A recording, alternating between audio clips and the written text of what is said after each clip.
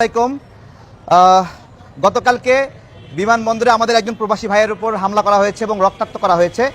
সেইখানে উদ্দেশ্যপ্রণোদিতভাবে একটা সিসিটিভি ক্যামেরার ফুটেজ বিকৃত করে উপস্থাপন করা হয়েছে এবং নেটিজেনরা প্রবাসী ভাইয়ের দোষ দিচ্ছেন। আমাদের একজন প্রবাসী ভাই রক্তাক্ত হলো এবং তাকে উদ্দেশ্যপ্রণোদিতভাবে কাট কপি করে একটা সিসিটিভি ফুটেজ প্রচার করে তাকে আবার উল্টো সামাজিক যোগাযোগ মাধ্যমে হ্যারাসমেন্ট করা হচ্ছে। প্রবাসী ভাইয়ের দোষ এসব বলা হচ্ছে। আমার কথা হলো, আমার কোনো প্রবাসী ভাই যদি ভুল করে তাহলে আইন আছে এবং কোনো আইনে কেউ দেখাতে পারবে না যে বিচার অনুযায়ী কাউকে শারীরিকভাবে লাঞ্ছিত করা যায়, দুই একটা কিল ঘুষি মারা যায়, রক্তাক্ত করা যায়। এটা বাংলাদেশের বিচারে, প্রচলিত বিচারে কোথাও আছে কিনা আমি জানি না, এবং আন্তর্জাতিক পরিমণ্ডলে কোথাও এই ধরনের বিচার আছে কিনা যে কেউ ভুল করলে তার চোখ মুখে নাক মুখ রক্তে ফেলে দেওয়া যায়। আমাদের কথাই স্পষ্ট, আমাদের প্রবাসী ভাই যদি কোনো ভুল করে, কোন ভুল করেছে সেই অনুযায়ী সেই পরিমাণ তাকে শাস্তি দেন, কিন্তু তাকে যে রক্তাক্ত করেছে বা যারা রক্তাক্ত করেছে আমরা তার বিচার চাই। আমাদের কথাই স্পষ্ট, এখানে জাস্টিফাই করার সুযোগ নাই। প্রবাসী ভাই ভুল করেছে এবং এর জন্য তাকে মারা ঠিক আছে। যারা এই ধরনের কথা বলছে তারা প্রবাসীদেরকে অসম্মান করে এবং তারা প্রবাসীদেরকে বেজ্জতি করেছে। সেই সকল লোকদের উদ্দেশ্যে আমরা বলছি, আপনার প্রবাসী ভাইরা যখন কষ্ট করে মাথার ঘাম পায়ে ফেলে এই যে মরুভূমিতে কাজ করে, একটা হেলমেট মাথায় দেয়, ভিতরে বরফ ভেজা পানি দিয়ে মাঠে কাজ করে, সেই টাকা দেশে পাঠায়, সেই টাকা দিয়ে আমার দেশের বাণিজ্য চলে, বিদেশ থেকে পণ্য আমদানি চলে। এই প্রবাসী ভাইদেরকে যারা অসম্মান করছেন, যারা হেয় প্রতিপন্ন করছেন এবং জাস্টিফাই করছেন, তার উপর হামলা ঠিক আছে, আমরা তাদেরকে ঘৃণা জ্ঞাপন করছি। আপনাদের এই ধরনের কোনো অধিকার নাই, কোনো অধিকার নাই। এবং এই 24-এর গণ অভ্যুত্থানে আমাদের প্রবাসী ভাইরা এই শেখ হাসিনার বিরুদ্ধে রেমিটেন্স বন্ধ করে শাটডাউন করেছিল। এই লড়াইয়ে তারা অন্যতম নিপীড়ক। এবং এখনও আমরা দেখলাম যে দুবাইয়ে আমাদের প্রবাসী ভাইদেরকে যেই অ্যাম্বাসেডর চিঠি পাঠিয়ে গ্রেপ্তার করিয়েছিল, তাকে দেখলাম যে বর্তমান সরকার পুরস্কৃত করলো। আমাদেরকে এইভাবে ঠকাচ্ছেন, আপনারা প্রবাসী ভাইদেরকে ঠকাচ্ছেন। আপনারা জবাব দিতে পারবেন কেন করছেন এগুলো? আমরা গণ অধিকার পরিষদের সহযোদ্ধারা আছি এখানে, আমাদের জনজোটের মিয়াজি ভাই আছে, সুরায়া আপু আছে। আমরা দাবি জানাচ্ছি যে অতি দ্রুত এই যে যারা রক্ত ঝরাইলো আমার প্রবাসীর, তাদেরকে গ্রেপ্তার করেন, বিভাগীয় শাস্তি প্রদান করেন।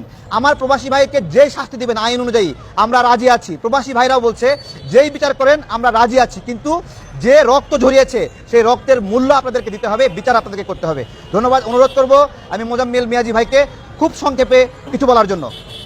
ধন্যবাদ তারেক ভাই, আপনি যে কথাগুলো বলেছেন অলরেডি বলা হয়েছে।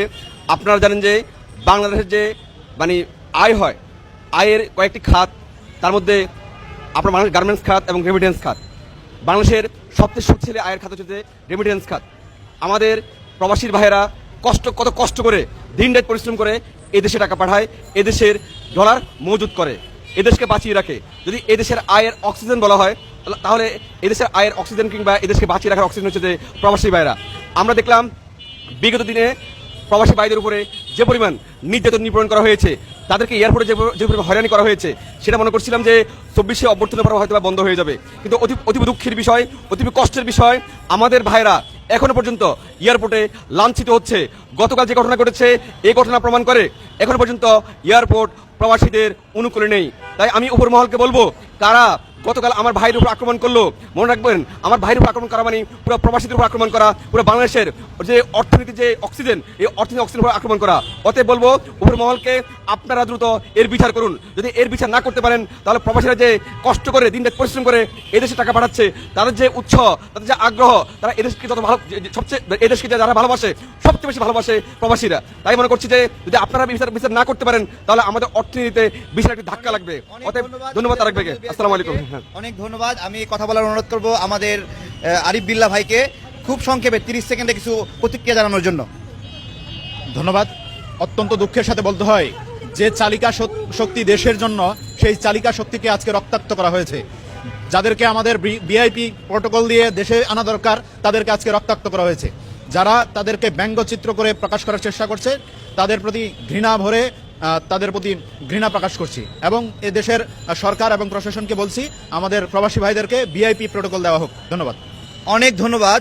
আমাদের প্রবাসী ভাইরা যে পরিমাণ হেনস্থার শিকার হয় বিমানবন্দরে, এবং এই হেনস্থা কে করে?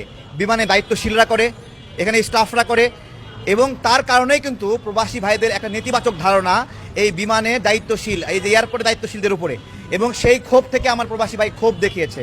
উনি তো কারো রক্ত ঝরায়নি যে ওনার রক্ত ঝরাতে হবে। আমাদের প্রতিক্রিয়া জানাবে ইঞ্জিনিয়ারিং খোয়াং চিং মং শাক, তাকে তার সমাপনী বক্তব্য রাখার জন্য অনুরোধ করছি। সবাইকে আসসালামু আলাইকুম। আপনারা সকলে জানেন যে আমাদের বাংলাদেশে ম্যাক্সিমাম রেমিটেন্স যোদ্ধা হচ্ছে আপনার নিম্ন শ্রেণী বা আপনার গরিব পরিবার থেকে যাওয়া, এবং এরা আপনার জমি বিক্রি করে এবং মায়ের স্বর্ণ কিংবা বইয়ের স্বর্ণ বিক্রি করে এরা কিন্তু যায়। এই কষ্টের টাকা দিয়ে বিদেশে গিয়ে এরা আবার রোদে পুড়ে ঘামে ভিজে এই টাকা আমাদের বাংলাদেশে স্বর্ণ হিসেবে আমাদের বাংলাদেশকে পরিচালনা করার জন্য পাঠায়। এখন শেখ হাসিনাকে